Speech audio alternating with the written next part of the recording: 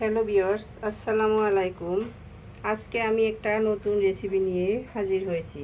তো চলুন রেসিপি ভিডিওটি দেখে নেওয়া যাক।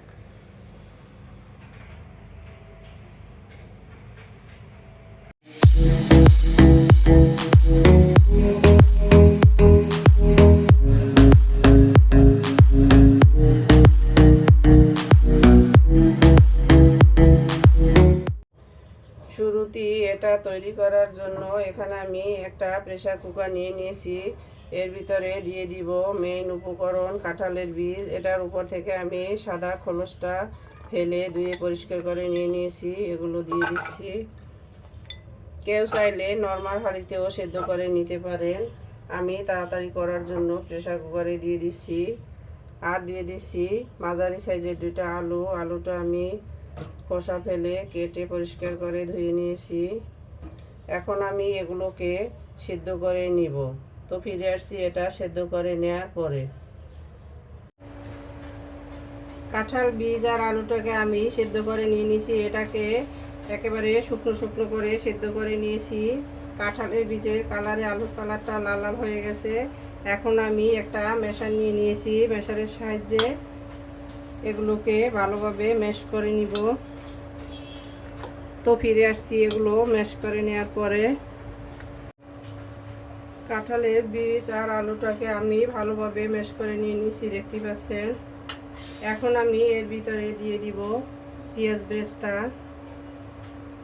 এখানে কাঁচা পেঁয়াজ দেওয়া যাবে না, তাহলে এটার ভিতরে প্যাঁচপ্যাঁচা হয়ে যাবে।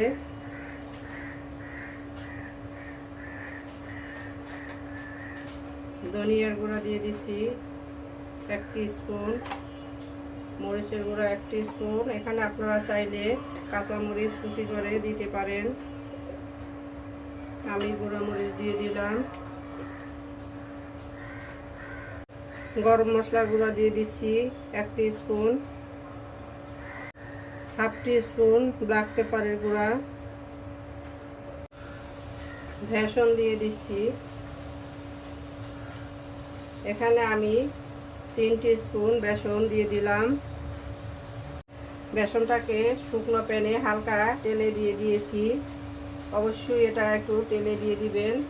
দিয়ে দিচ্ছি ধনিয়া পাতা কুচি আর পুদিনা পাতা কুচি। একটা ডিম দিয়ে দিচ্ছি।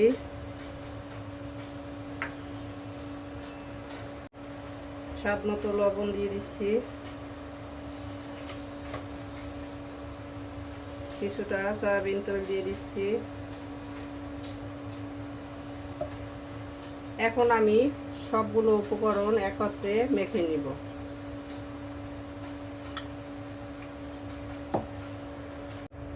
সবগুলো উপকরণ একত্রে আমি মেখে নিয়ে নিয়েছি। এখন আমি হাতে কিছুটা তেল মেখে নিচ্ছি আর এখান থেকে অল্প অল্প করে নিয়ে শেপ দিয়ে নিচ্ছি।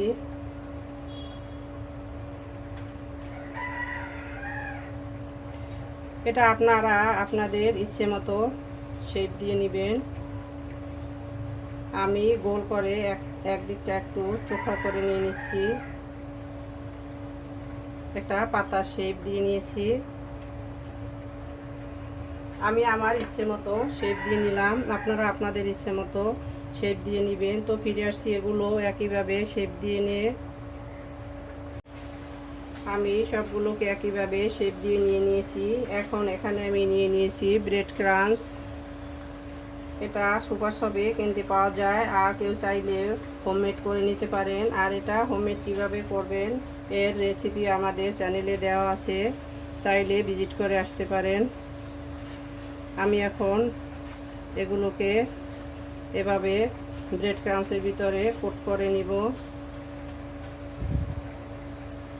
তো একইভাবে সবগুলো কোট করে ফিরে আসছি। সবগুলোকে একইভাবে কোট করে নিয়ে নিয়েছি, দেখতে পাচ্ছেন। এখন চলে যাব কিচেনে। তো চলুন কিচেনে যাওয়া যাক। কিচেনে এসে চুলায় একটা প্যান বসিয়ে আমি এতে প্রয়োজন মতো তেল দিয়ে দিয়েছি। এখন অপেক্ষা করব তেলটা গরম হওয়ার জন্য। তৈলটা হালকা গরম হয়ে আসছে।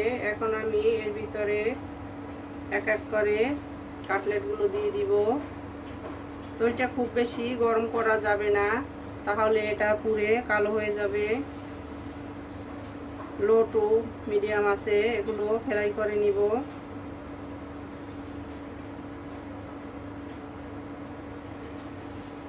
তো আমি এক ব্যাচ দিয়ে দিয়েছি। এখন অপেক্ষা করব এটা কিছুটা শক্ত হওয়ার জন্য। এগুলো শক্ত হয়ে গোল্ডেন ব্রাউন হয়েছে এক সাইড। এখন আমি এক এক করে উল্টে দিচ্ছি।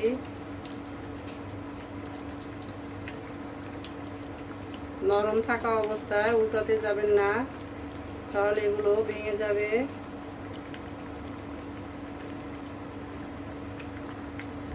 দেখতে পাচ্ছেন খুব সুন্দর একটা কালার এসেছে। তো একইভাবে অন্য সাইডটাও এভাবে কালার করে টাটকা করে আমি ফ্রাই করে নিব। দেখতে পাচ্ছেন অন্য সাইডটাও একইভাবে ফ্রাই করা হয়ে গেছে। এগুলো ফ্রাই করতে খুব বেশি সময় লাগে না, কারণ আমি এখানে আলু আর কাঁঠালের বীজ সিদ্ধ করে ইউজ করেছি, তাই খুব সহজে এটা তৈরি হয়ে যায়।